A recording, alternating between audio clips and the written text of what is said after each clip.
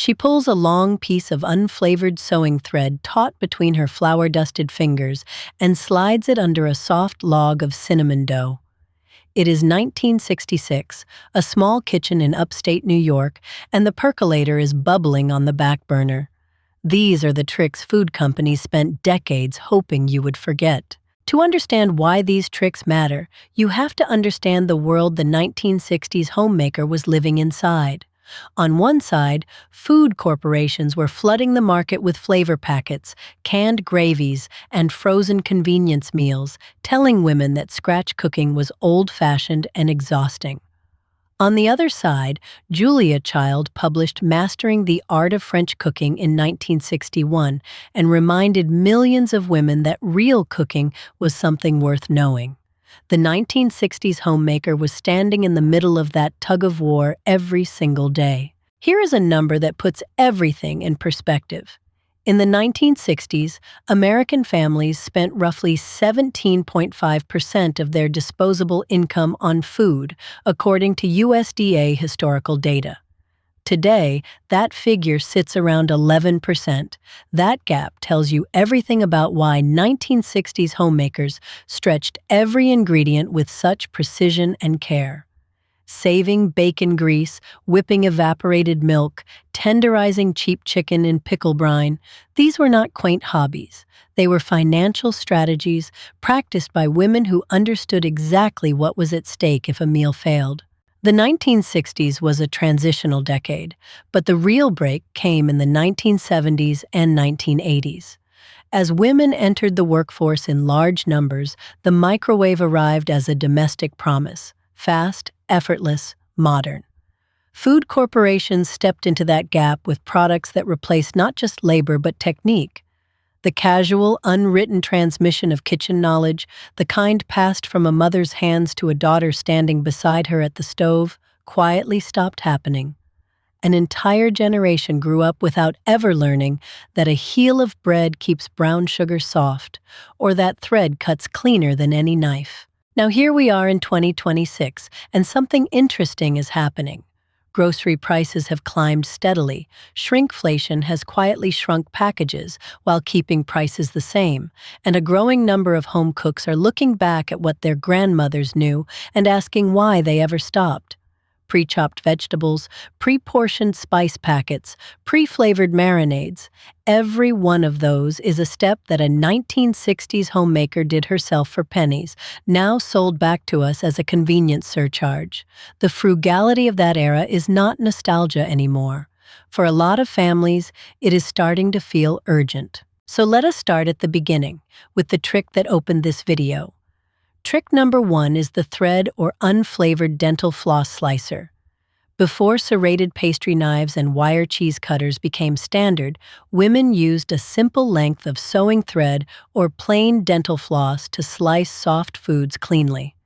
You slide the thread underneath your rolled dough, cross the two ends over the top, and pull. The thread severs the dough in one clean motion. It works on cinnamon rolls, on soft goat cheese, on a layered cake you want to cut without dragging the frosting, and on hard-boiled eggs where a clean face matters. The reason this works is worth understanding because it explains why the trick has never actually been improved upon.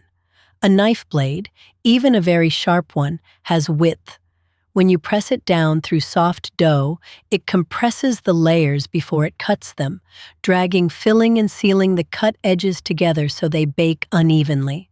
Thread has almost no width at all. It does not compress anything. It simply severs the fibers cleanly from below, which is why the sliced rolls hold their spiral shape all the way to the oven. The physics are simple, the tool costs almost nothing, and no gadget on the market today does it better. Trick number 2 is one that every woman who fried bacon or pork chops on a regular basis knew without hesitation.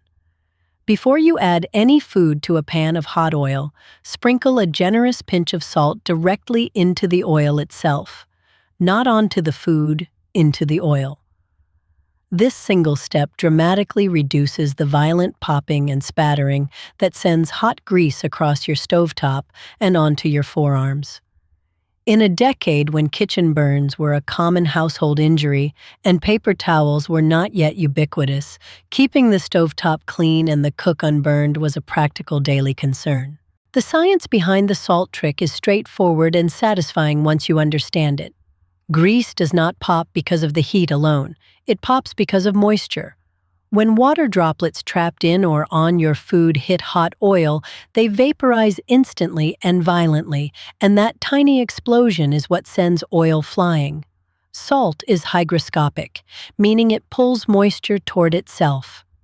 When you scatter salt into the hot oil before the food goes in, the salt crystals absorb the surface moisture from the pan environment, reducing the number of moisture pockets available to explode. Less moisture, less popping. It is not magic. It is just chemistry that 1960s homemakers understood through experience. Trick number 3 requires a little advanced planning, but the payoff is remarkable. Take a can of evaporated milk and place it in the freezer. You are not trying to freeze it solid. You want it cold enough that ice crystals have just begun to form around the edges, which typically takes about 30 to 45 minutes, depending on your freezer. Then pour it into a chilled bowl, add a little sugar and a drop of vanilla, and beat it with a hand mixer or a rotary egg beater. It whips up into a light, fluffy, sweet topping that holds its shape almost exactly like whipped cream. The cost difference between this trick and buying heavy cream was significant in any decade, but in the 1960s, it was genuinely meaningful at the household level. A can of evaporated milk cost a fraction of a carton of heavy whipping cream, and most families kept evaporated milk in the pantry anyway for coffee, for custards, for sauces. The can was already there. The trick simply unlocked a second use for something you had already paid for.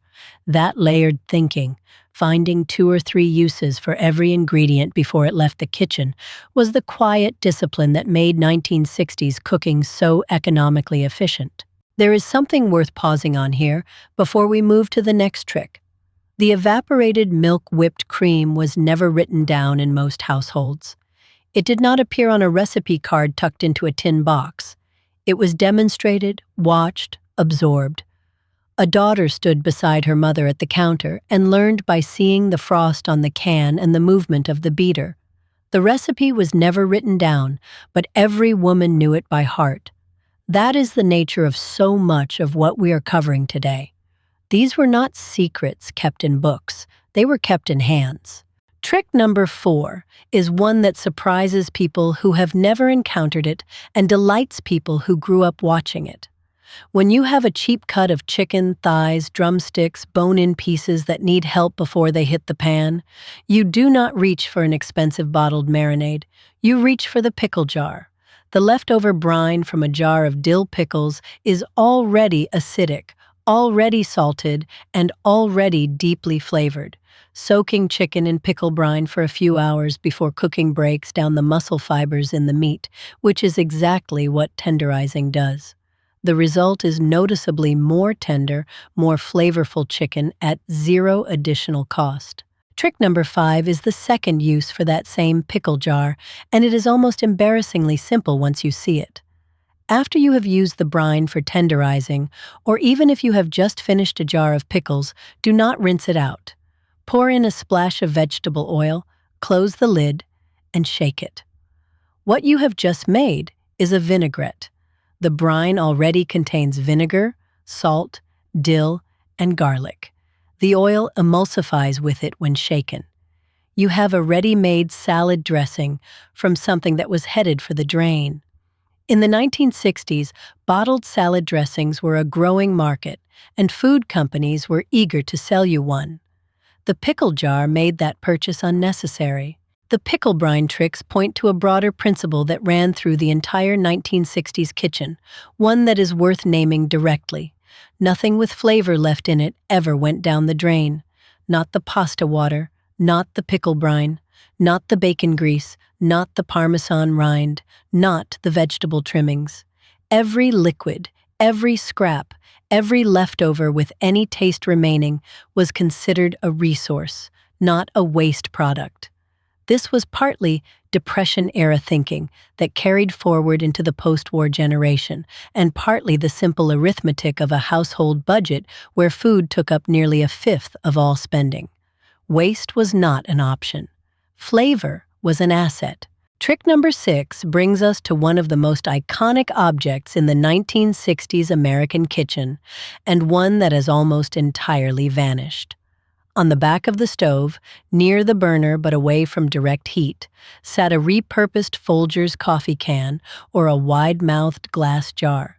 Every time bacon was fried, the pan was tilted and the liquid fat was carefully poured through a small strainer into that can. The grease solidified as it cooled into a pale, savory, deeply flavored cooking fat that cost absolutely nothing beyond the bacon you were already buying. That can was not a curiosity. It was the primary cooking fat for much of what came out of that kitchen. The range of things that bacon grease flavored in a 1960s kitchen is worth listing because the list itself tells a story about how deeply one ingredient could be woven through an entire week of cooking. Eggs fried in bacon grease have a depth that butter cannot replicate. Green beans sautéed in a spoonful of it with a little onion taste nothing like green beans cooked any other way. Cornbread made with bacon grease in a hot cast iron skillet develops a crust on the bottom that is genuinely extraordinary. And perhaps most practically, bacon grease rubbed into the surface of a cast iron skillet after washing was the original seasoning method, the one that built up layers of polymerized fat over years of use. Compare that to what food companies sell today to replicate the same flavors.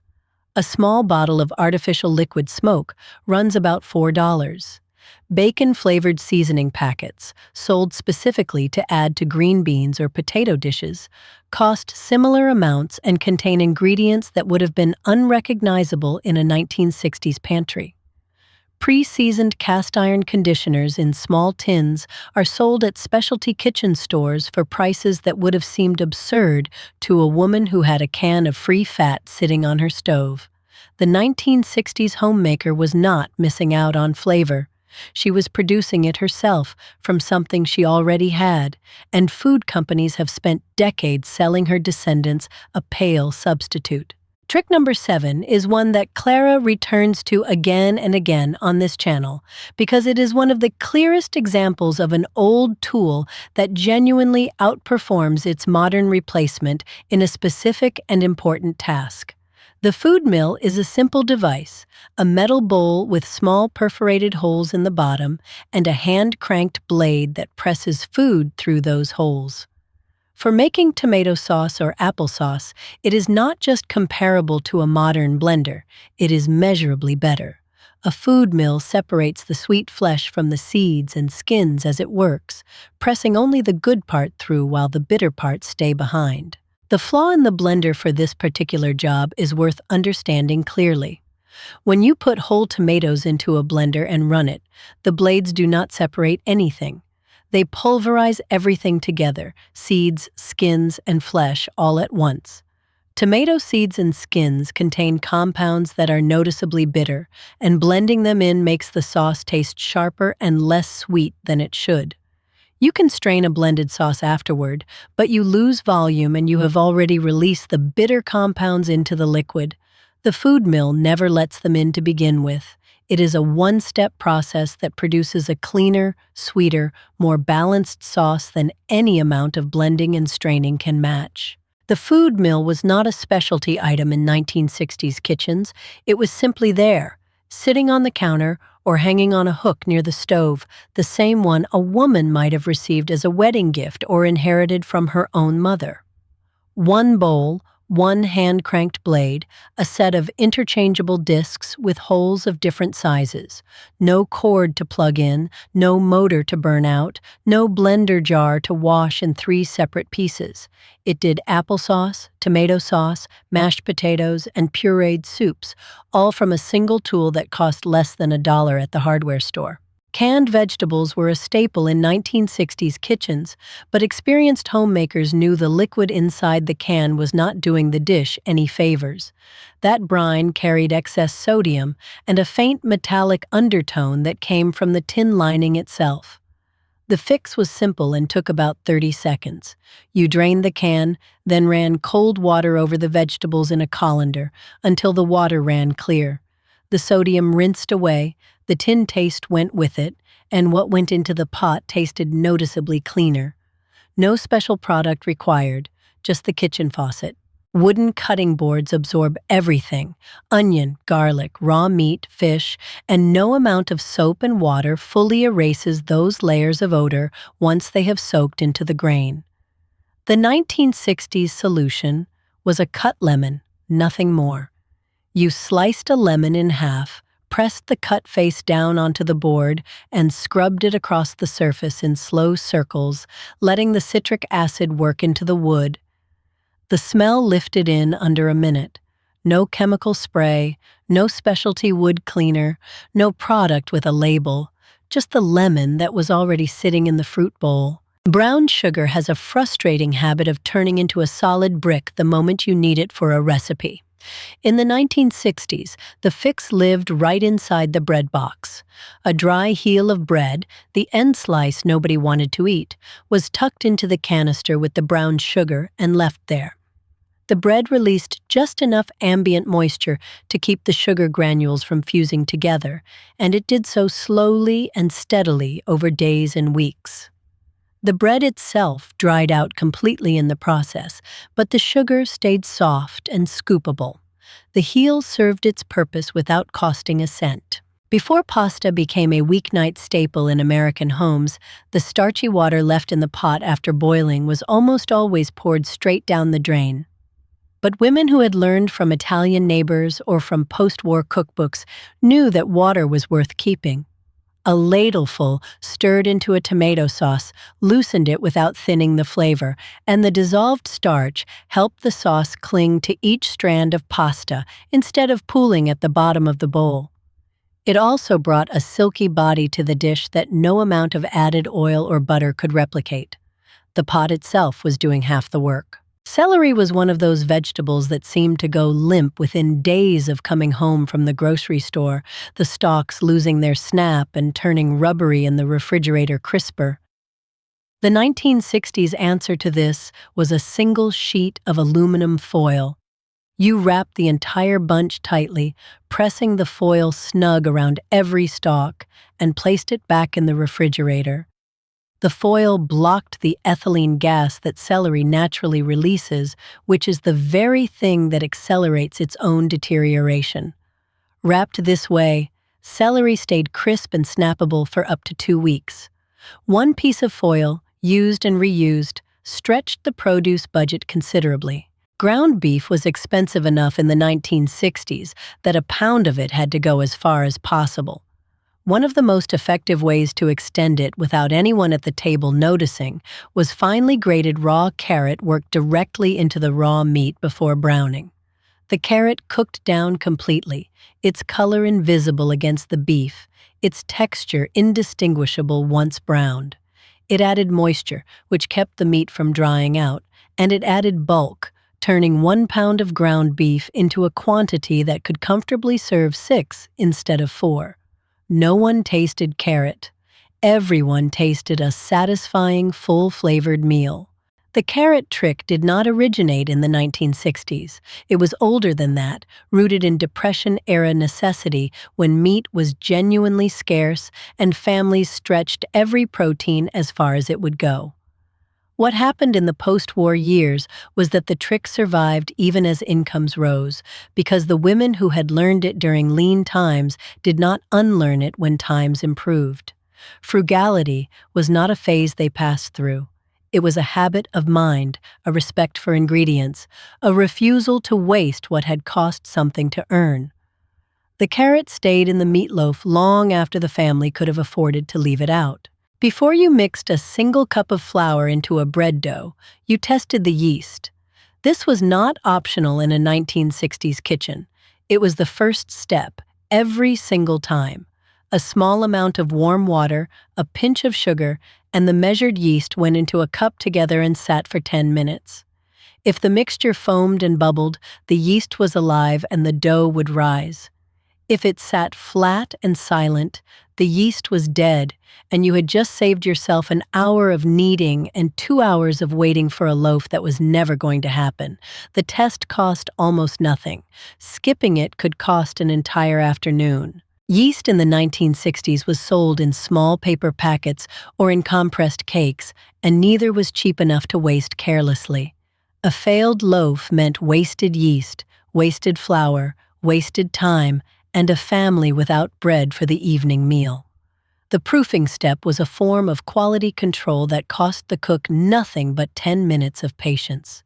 It was also the kind of knowledge that separated a confident bread baker from someone who made bread occasionally and sometimes could not explain why it had not worked. The women who baked every week knew the difference between living yeast and dead yeast before the dough ever touched their hands. Parmesan cheese was not cheap, and a wedge of it did not last forever once cut. But the rind, the hard, waxy outer edge that no grater could get through, that was never thrown away. It went into a small bag in the freezer, and it stayed there until the next pot of soup or stew went on the stove. Dropped into simmering broth, the rind slowly released a deep, savory richness over the course of an hour, the kind of flavor that takes a stock from thin to full-bodied without any additional salt or seasoning. When the soup was done, the softened rind came out. It had given everything it had. Butter in the 1960s lived in the refrigerator, which meant it came out hard and cold and completely impossible to spread without tearing the bread to pieces. The microwave did not yet sit on the counter of most American homes. The solution was a bowl of hot water and 60 seconds of patience. You filled a bowl with the hottest tap water available, let it sit for a moment to warm the ceramic, emptied it, dried it quickly, and inverted it like a dome over the plate of cold butter. The trapped heat softened the butter to perfect spreadable consistency without melting it into a puddle. No electricity needed, no timing guesswork. What made the warm bowl trick so elegant was that it required no special equipment and no timing instinct. You could not over-soften the butter the way you could in a microwave because the heat source was passive and limited. Once the bowl cooled, it stopped working. The butter warmed gradually and evenly to exactly the right temperature for spreading or creaming into a cake batter. It was the kind of trick that once learned became automatic, something a woman did while the coffee finished brewing and the bread finished toasting. No product involved, no appliance required, no reason it ever needed to be forgotten.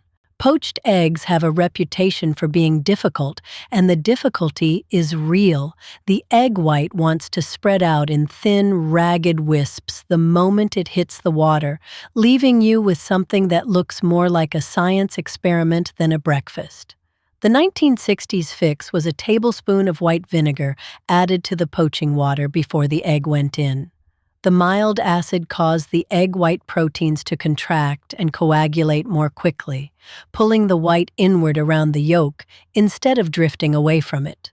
The result was a neat, compact poached egg with a fully set white and a still runny yolk, achieved in a plain saucepan with no specialty equipment at all. A layer cake is a beautiful thing right up until the moment you try to frost it and the top layer begins to slide sideways off the filling. In 1960s kitchens, the solution was a handful of toothpicks. You pressed 4 or 5 of them down through the top layer at angles, like small anchors, before the frosting went on. They held the layers in alignment while you worked the frosting across the top and down the sides, giving the cake time to settle and the crumb coat time to firm up. Once the frosting was set, the toothpicks came out cleanly, their small holes sealed over by the frosting itself. Simple, invisible, effective. Cast iron skillets in the 1960s were not purchased new every few years. They were inherited, maintained, and expected to outlast everyone who used them. When rust appeared, and it did appear, especially in humid summers or after a pan was left wet, the remedy was a raw potato cut in half. You pressed the cut face of the potato onto the rusted surface and worked it in slow circles, the oxalic acid in the potato reacting with the iron oxide and lifting the rust from the surface. Combined with a sprinkle of coarse salt for gentle abrasion, the method cleared surface rust without stripping the seasoning down to bare metal the way steel wool could. The cast iron skillet was not a trend item in a 1960s kitchen, it was infrastructure.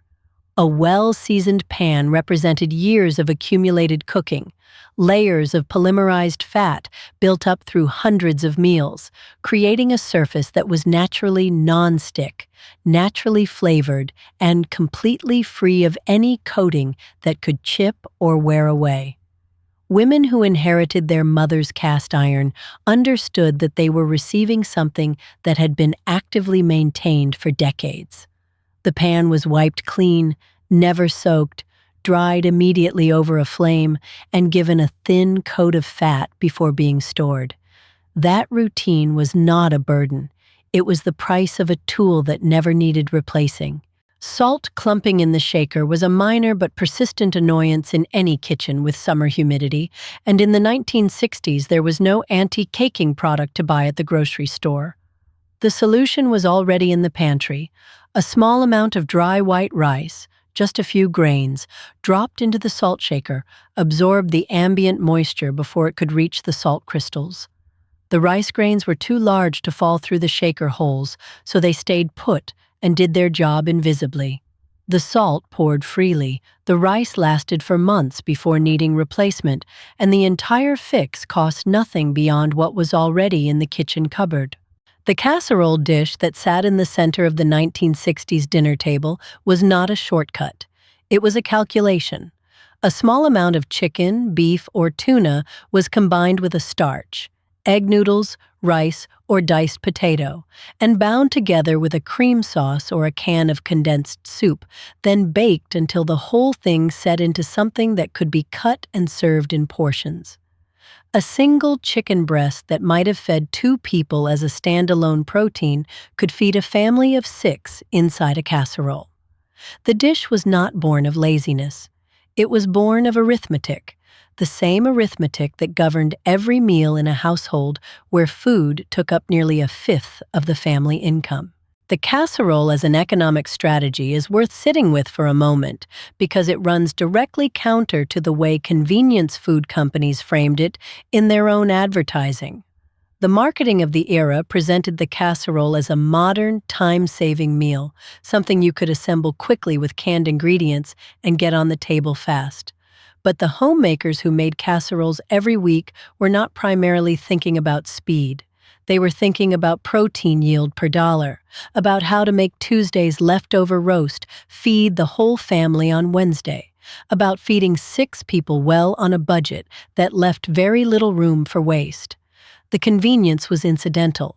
The economy was the point. There is a misconception that has followed 1960s home cooking for decades now, and it is time to set it straight. When most people picture that era's food, they picture Jell-O molds in lurid colors, TV dinners steaming under foil trays, and canned everything. That picture is not wrong exactly, but it is wildly incomplete. The homemakers of that decade were doing something far more sophisticated and intentional behind closed doors, and the caricature does them a serious disservice. Take Aspic, for example. Savory meat jelly has become the punchline of every vintage cookbook joke, the dish people hold up as proof that 1960s food was strange and unserious. But Aspic was not decoration, it was preservation. Encasing leftover cooked meat and vegetables in a firm gelatin shell was a practical method of extending expensive proteins in an era when refrigeration was less reliable and food budgets were carefully managed.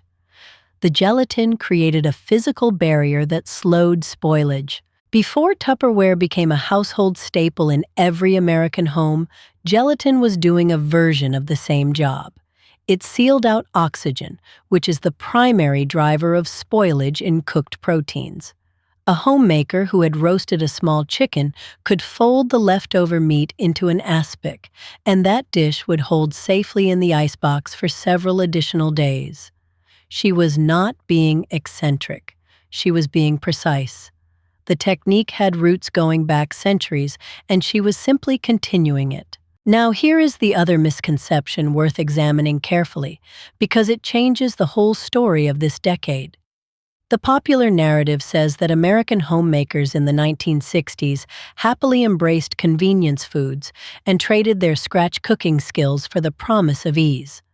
But the historical record tells a more complicated and honestly more interesting story. Many women viewed boxed cake mixes and canned gravies with genuine suspicion, even quiet contempt. The story of the boxed cake mix and the egg is one of the most revealing pieces of mid-century food history that almost nobody knows. When the first generation of dry cake mixes hit store shelves, they were completely self-contained. You added water and baked. Sales were disappointing. Food company researchers eventually concluded that women felt guilty using a product that required no real cooking effort on their part. So manufacturers deliberately removed the powdered egg from the formula and instructed women to add a fresh egg themselves. Sales climbed significantly after that change. Running almost exactly parallel to the convenience food push was a powerful countercurrent, and its name was Julia Child. When Mastering the Art of French Cooking was published in 1961, it did not just teach Americans to make bœuf bourguignon. It made a cultural argument that scratch cooking was sophisticated, worthy of a woman's full attention and intelligence, and deeply satisfying in ways that no foil tray could replicate. Julia's influence was enormous, and it reinforced what many homemakers already quietly believed. So, what you actually had in the 1960s kitchen was a genuine dual reality, and understanding it changes everything. On one side, food corporations were spending millions of dollars on advertising campaigns promising liberation through convenience. On the other side, the same women receiving those messages were quietly keeping their grease tins on the stove, their food mills in the cabinet, and their pickle brine in the refrigerator. They were not fooled, they were navigating.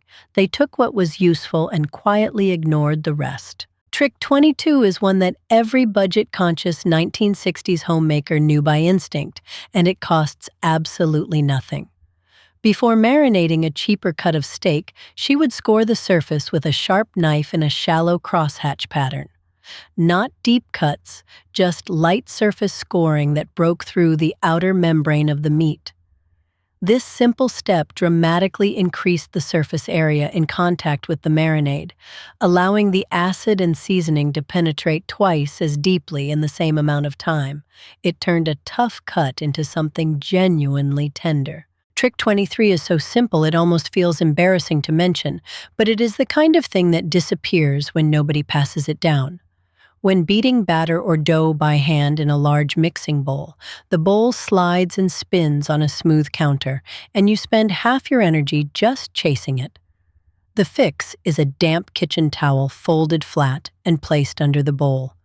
The moisture creates enough friction to hold the bowl perfectly still.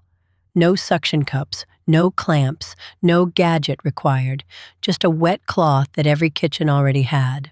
Trick 24 is one that modern grocery stores have essentially made irrelevant on purpose, because if your fresh herbs last 2 weeks instead of 3 days, you buy them less often.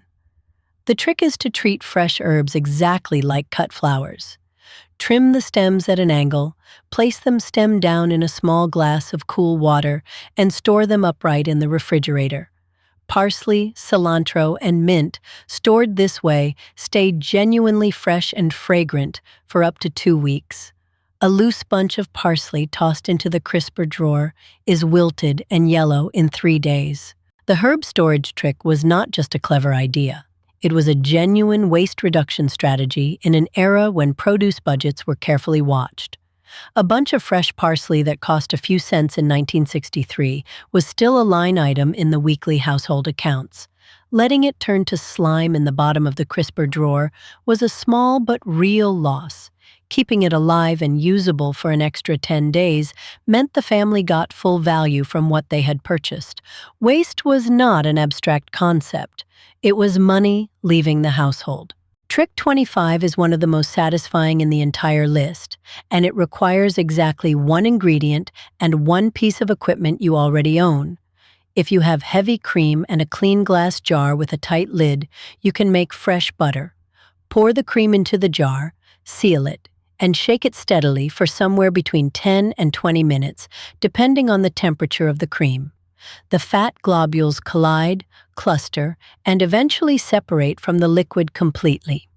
What you have is fresh sweet butter and a jar of buttermilk, both at the same time. The jar butter trick served two purposes in the 1960s household, and both of them were practical rather than whimsical. First, it was a genuine money saver in weeks when the grocery budget was tight, because heavy cream was cheaper per unit of fat than packaged butter in many markets.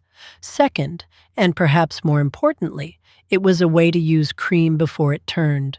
Cream has a short window, and a homemaker who had a half pint going slightly past its peak could shake it into butter that would keep for days longer than the cream itself would have.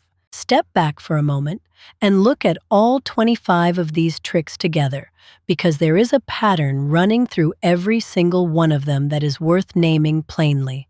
The thread slicer, the salt in the oil, the frozen evaporated milk, the pickle brine, the grease tin, the food mill, the damp towel, the jar of butter.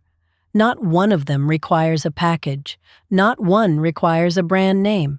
Not one requires a trip to a specialty kitchen store or a subscription to a meal service. Every single trick is built entirely from things already present in the kitchen. And that is precisely the point. That is the reason these tricks faded. It is not that they stopped working.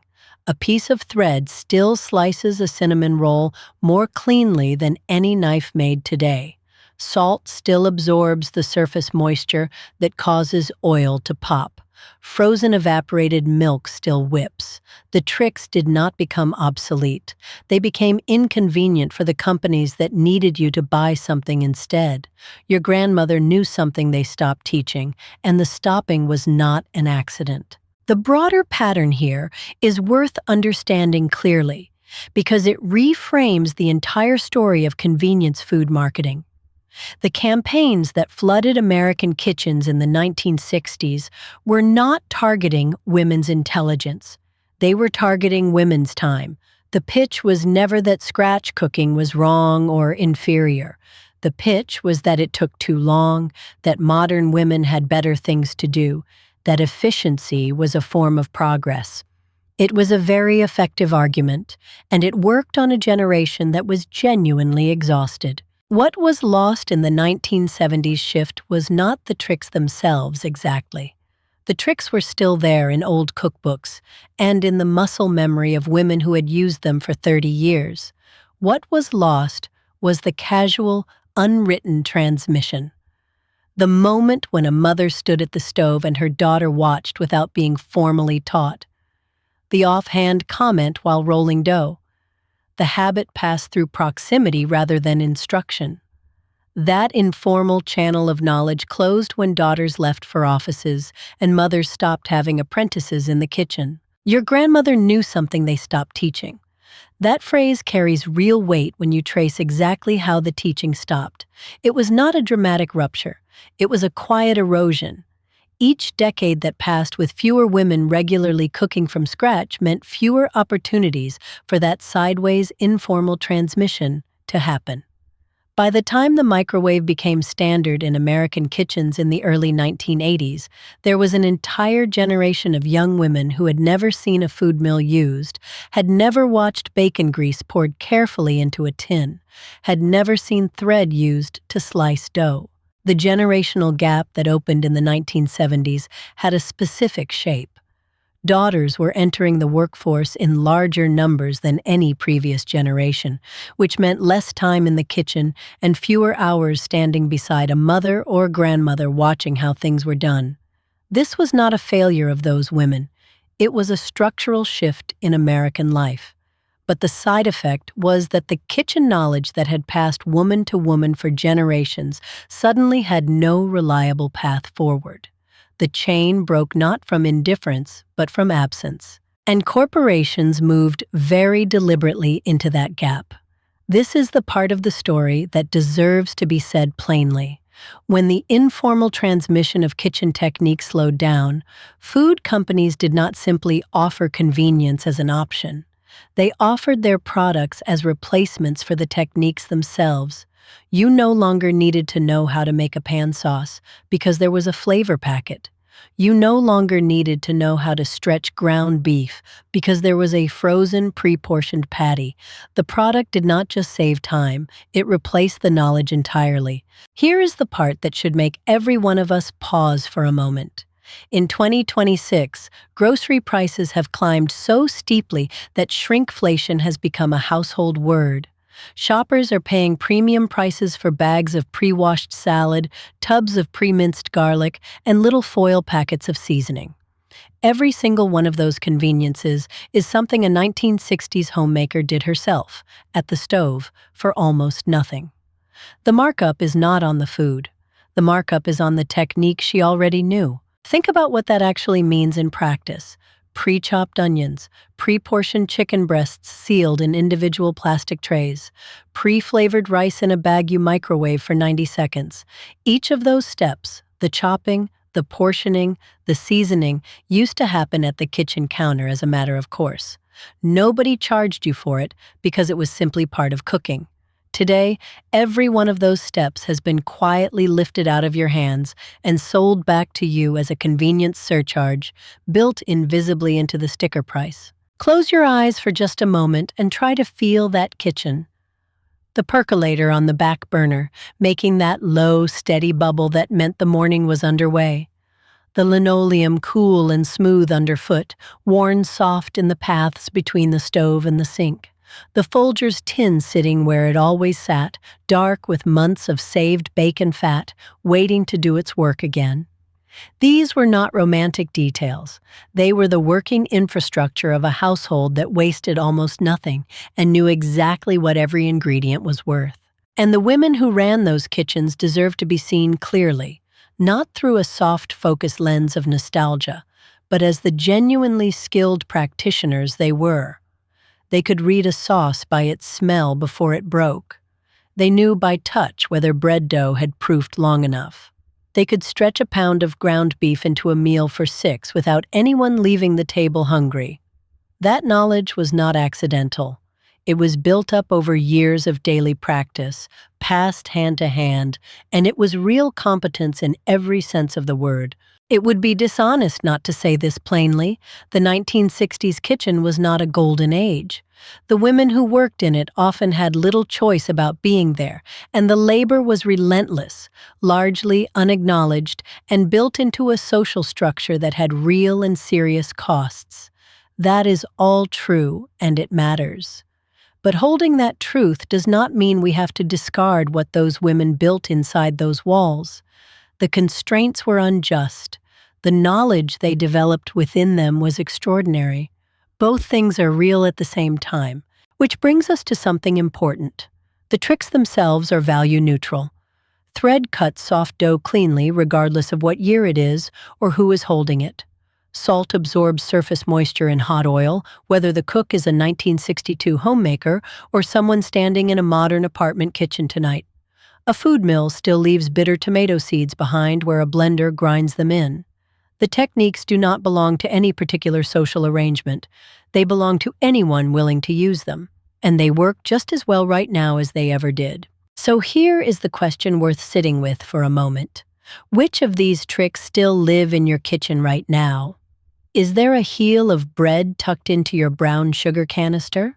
A coffee can on the back of your stove, even a small one? A food mill in the back of a cabinet that belonged to your mother or her mother before her? Or maybe just the memory of watching someone do something at a counter that you never quite learned the name for, but always meant to ask about.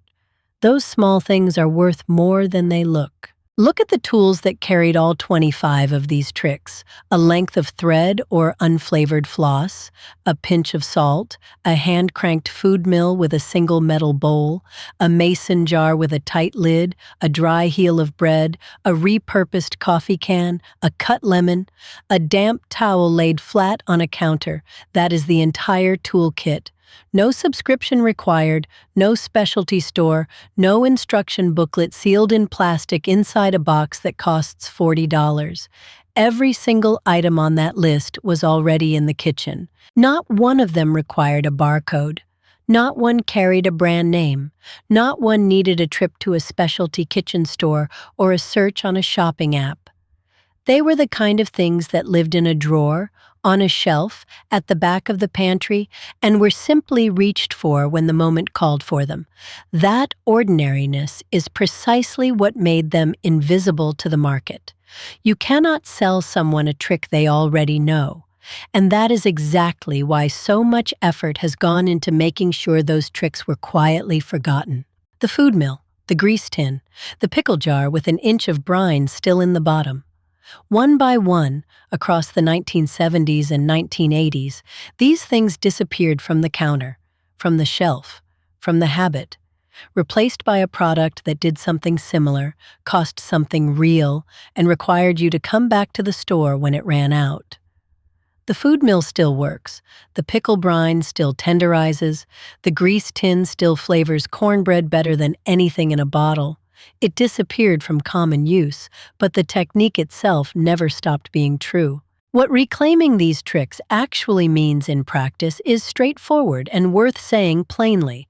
It means paying less at the grocery store because you are not buying the technique wrapped in packaging. It means wasting less because you are using what you already have: the brine, the rind, the bread heel, the pasta water, and it means knowing more, carrying a kind of kitchen fluency that is genuinely useful and genuinely yours. That combination, spending less, wasting less, knowing more, is not a trend. It is just good sense, and it was always good sense. The real inheritance was never the recipe card, though those matter too. It was the hand that wrote it. The woman who knew without measuring, who tasted and adjusted, who looked at what was left in the icebox on a Thursday and built something nourishing from it without drama or waste. That knowledge lived in muscle memory and quiet confidence, passed across a kitchen counter, not a classroom. The recipe was never written down, but every woman knew it by heart. And some of that knowing, if we pay attention, can still be passed forward. These 25 tricks survived because the women who used them believed, without ever needing to say so out loud, that what they knew was worth knowing. They did not write manifestos about frugality. They just saved the pickle brine and kept the grease tin and reached for the thread when the dough needed slicing. The knowledge persisted because it was woven into the daily act of feeding people, and that act happened every single day. Reliably, quietly, without applause. The kitchen remembers, even when we forget. And sometimes, all it takes is one small trick to bring it all back. Before you go, I want to ask you something. Leave a comment below and tell me one trick that your mother or grandmother used in the kitchen. Something she did without thinking. Something you watched and maybe never quite learned the reason for. Because that is exactly where this channel lives, in the space between what was practiced and what was passed down. If you want more of this, there is a lot more waiting for you here on Clara's Forgotten Kitchen. Thank you so much for spending this time with me. I will see you in the next one.